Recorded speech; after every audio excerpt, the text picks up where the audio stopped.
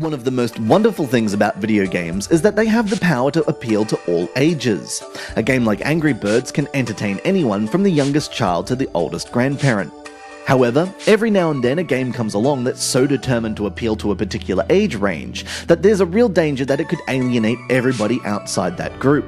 For better or worse, Saturday Morning RPG is one such game. A heartfelt love letter to Japanese role-playing games and 80s popular culture, Saturday Morning RPG is likely to prove irresistible to anyone over the age of 30. All of the big cultural landmarks are referenced at some point.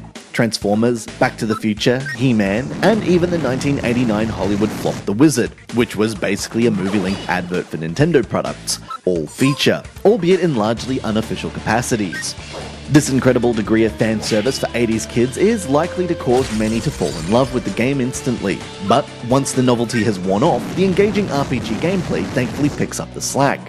The story is told through individual episodes, the first of which is free, and revolves around the usual tale of a geeky high school male who wants nothing more than to be united with the object of his affections, the school's standard issue drop-dead gorgeous girl. The tumultuous road to love is strewn with turn-based battle sequences that feels like Final Fantasy fueled by several cans of Red Bull.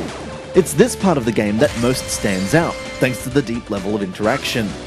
While the fundamentals are there, you and your enemy taking turns to beat the living daylights out of each other, each action usually requires additional input. For example, landing certain attacks calls for you to tap the screen at the correct moment. Similarly, defending against incoming blows is all about timing. Tapping just before the attack hits will reduce the damage you take.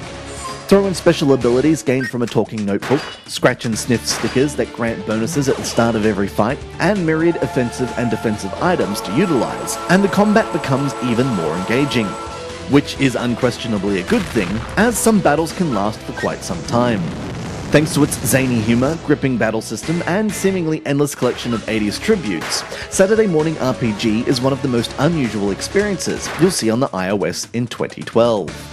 Even if you're young enough to have been spared the decade that gave us such dubious pleasures as Cabbage Patch Dolls and Michael Jackson's Moonwalker, there's still plenty to like here.